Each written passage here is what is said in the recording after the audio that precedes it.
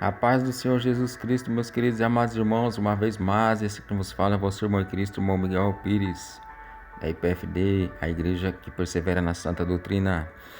Irmãos, hoje vamos dar continuidade ao estudo referente ao casamento. Tudo aquilo que se refere ao casamento, seja quando uma pessoa quer se casar,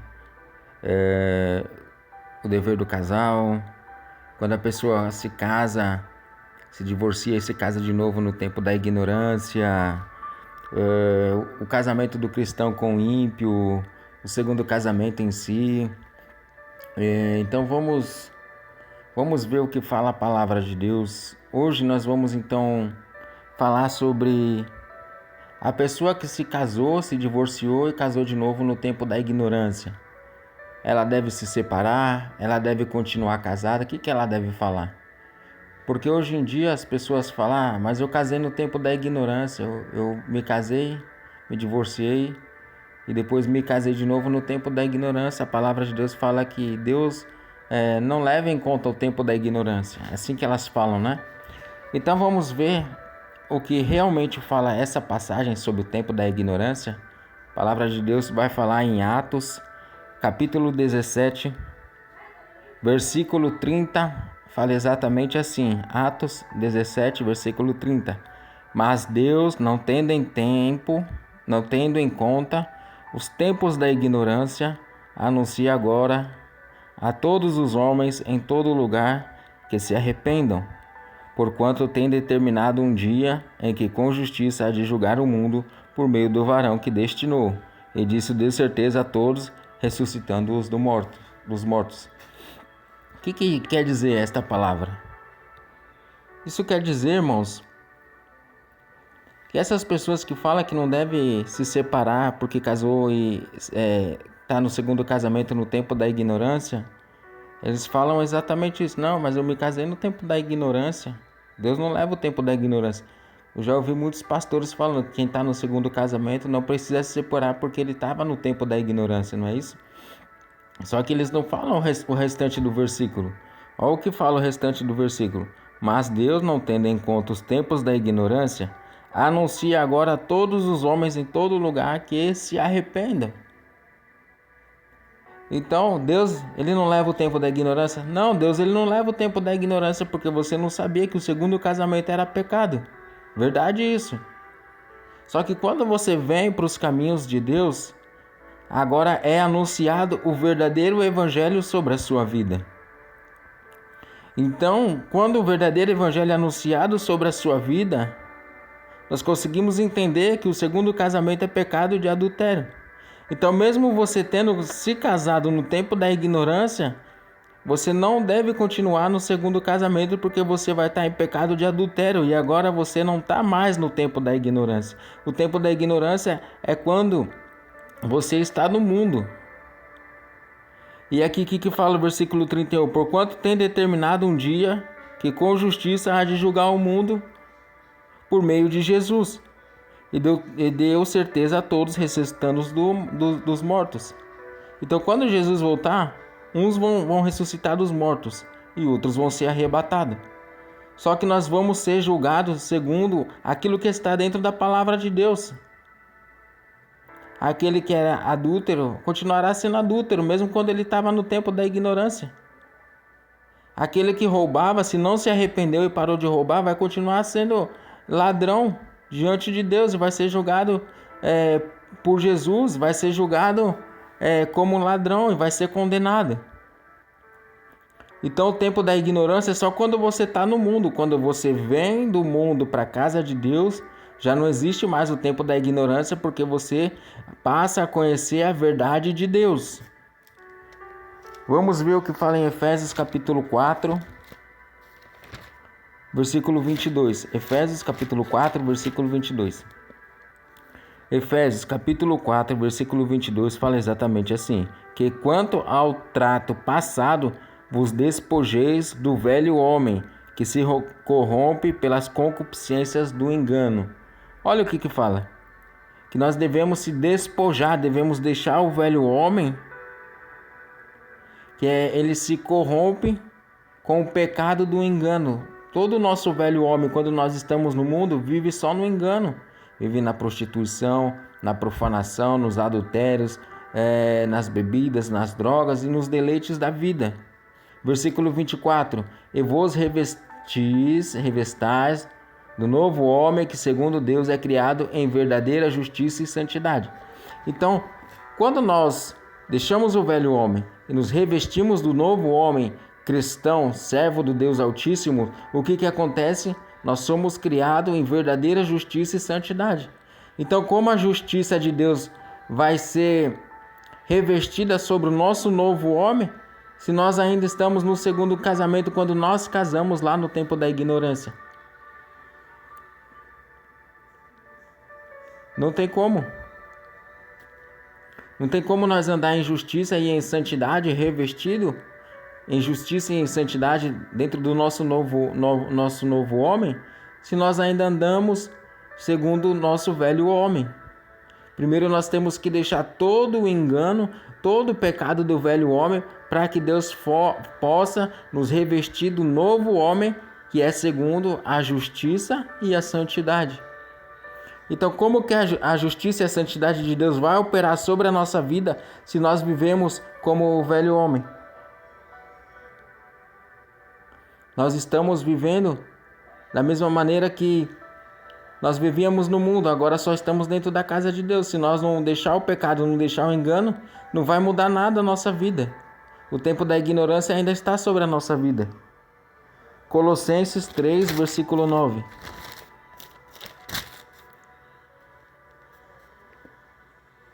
Não mintais uns aos outros, pois que já vos despistes do velho homem com os seus feitos, e vos vestistes do novo, que se renova para o conhecimento segundo a imagem daquele que o criou. Então nós temos que se renovar segundo o conhecimento e a imagem daquele que nos criou. Quem nos criou? Deus. E o que Deus falou? Que adultério é pecado, que segundo casamento é pecado. Nós temos que ter essa consciência. Nós temos que saber que o novo homem é segundo a imagem de Deus. Então nós temos que praticar a justiça de Deus para que Deus possa habitar no nosso segundo homem, que é o homem espiritual. O primeiro homem é o homem carnal, quando nós vivíamos no mundo, e o segundo homem é o homem espiritual. Tiago, capítulo 2, versículo 10. Presta bem atenção agora nessa passagem. Tiago, capítulo 2, versículo 10 fala assim: porque qualquer que guardar toda a lei e tropeçar em um só ponto, tornou-se culpado de todos. Porque aquele que disse, não matarás, não cometerás adultério, também disse, não matarás. Se tu, pois, não cometeres adultérios, mas matares, está feito transgressor da lei. Então, olha como que é bem claro. Então, aquele que estava no mundo, no tempo da ignorância, ele veio para a presença de Deus. E os pastores falaram que, como ele está no segundo casamento, como ela está no segundo casamento, Deus não leva o tempo da ignorância e ela pode permanecer no segundo casamento, porque Deus é justo. Então, se Deus é justo, aquele que estava no mundo, quando ele roubava, ele vem para a presença de Deus, ele pode continuar roubando. Porque olha o que fala a palavra de Deus. Aquele que disse, não cometerás adultério, também disse, não matarás. E se você não cometer adultério, mas você matar, você é transgressor de toda a lei. Não adianta você cumprir todos os mandamentos de Deus e tropeçar em um só mandamento. Se você cumpre todos os mandamentos de Deus, mas você transgride em um mandamento, você é transgressor de todos os outros mandamentos. Porque você transgrediu todos os mandamentos. Porque aquele que disse não matarás também disse não roubarás, também disse não adulterarás. Então é muito simples. Olha como a palavra de Deus ela é simples para se entender. Se você está no segundo casamento, no tempo da ignorância, e você vem para a presença de Deus, o pastor tem por obrigação te ensinar que o segundo casamento é pecado de adultério. Ele não pode te obrigar a se separar, mas ele, pela palavra de Deus, como servo de Deus, como ministro do Evangelho de Deus, ele tem por obrigação te ensinar que o pecado de adultério é pecado. Que o adultério em si, ele é um pecado. O segundo casamento, ele é pecado de adultério. Ele não vai te obrigar, ele vai te ensinar. E aí você é que vai deixar o Espírito Santo te convencer do pecado, do juízo e da justiça. Como que o Espírito Santo vai te convencer do pecado, do juízo e da justiça se você não dá abertura, você não abre o seu coração para o Espírito Santo te convencer que o segundo casamento é um pecado de adultério? Não tem como. E Tiago, capítulo 1, versículo 22, fala assim: e sedes cumpridores da palavra, e não somente ouvintes, enganando-vos com falsos discursos.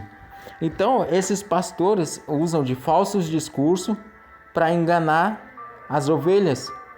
Mas o que Tiago fala para nós? Sedes cumpridores da palavra, e não somente ouvinte. Então, quando alguém te falar algo, isso pode fazer, aquilo pode fazer, aquilo pode fazer, vai procurar dentro da palavra de Deus para ver se realmente pode fazer aquilo, se realmente aquilo Deus ele permite de fazer aquela coisa. Não fica ouvindo esses falsos mestres que não ensinam a verdade, não ensinam a justiça, não ensinam a doutrina do Senhor, não ensinam a santificação do Senhor e faz com que as ovelhas se corrompem. Eu já ouvi muitos pastores falando: se você está no segundo casamento, mas se casou no tempo da ignorância, então Deus ele não leva o tempo da ignorância, você pode permanecer casado. Então aquele que roubou, aquele que matou, aquele que furtou, aquele que fez alguma coisa de errado, quando ele estava no mundo, quando ele veio para a presença de Deus, ele também não precisa deixar de fazer essas coisas. Ele pode continuar roubando, matando, furtando, se prostituindo. Porque se Deus não leva o tempo da ignorância de quem está no segundo casamento e Deus não manda separar, Deus também não vai mandar você deixar de roubar, de furtar, de fazer as outras coisas erradas. Deus não vai falar. Porque Deus ele não é profano e Deus não está com a sua palavra dividida. Se ele manda um parar de roubar, ele vai também mandar você parar de adulterar. Vai mandar você parar de fornicar, porque a palavra de Deus ela é uma só. Deus não entra em controvérsia com a sua palavra. Então aquele que não furta mais. Aquele que não adultera mais. E aquele que está no segundo de casamento, está no pecado de adultério e está adulterando todo dia. Então deve deixar de adulterar. E o que fala a palavra de Deus lá em Provérbios 28:13, para nós finalizar. Provérbios 28:13 fala exatamente assim: o que encobre as suas transgressões nunca prosperará, mas o que as confessa e deixa alcançará misericórdia. Então, você deve confessar e deve deixar o seu pecado. Você deve deixar o Espírito Santo te convencer que o segundo casamento é pecado, mesmo você estando no tempo da ignorância. Você deve deixar o Espírito Santo te convencer e você deve confessar o seu pecado e abandonar o seu pecado para que você possa alcançar misericórdia. Senão você vai ser julgado no dia do juízo final e vai ser condenado junto com todos aqueles que praticam o pecado. É muito simples. Todos aqueles que cometem um pecado no tempo da ignorância, quando ele vem para a presença de Deus, ele deve deixar os seus pecados, ele deve confessar os seus pecados, deixar os seus pecados de lado e se revestir do novo homem que é segundo a justiça e a santidade de Deus. Os irmãos entenderam agora? Quem se casou no tempo da ignorância, tô no primeiro casamento, continua casado. Tô no segundo casamento, deve separar. Só que o pastor não vai te obrigar. O Espírito Santo é que tem que te convencer.